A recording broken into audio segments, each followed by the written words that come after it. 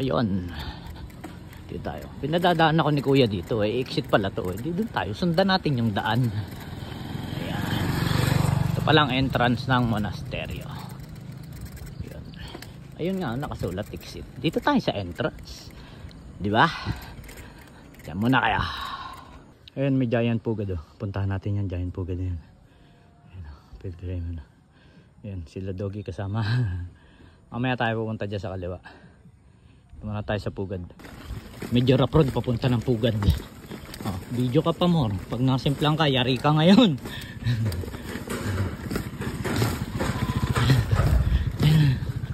Ayun oh.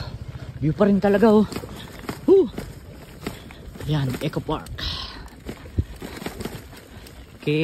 Quenteng Eco Park.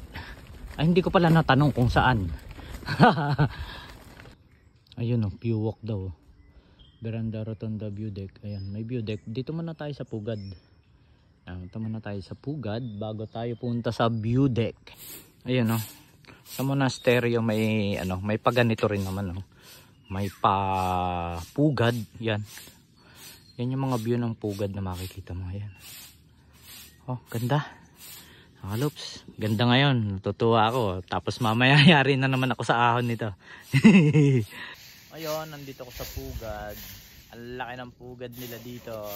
Pugad sa Monasterio de Tarlac. Ayun. Tapos ayun ang view niya. Ayun oh. Pugad. La la la la la la. La la la la. Ayun ang monasteryo. Ayan, ayan.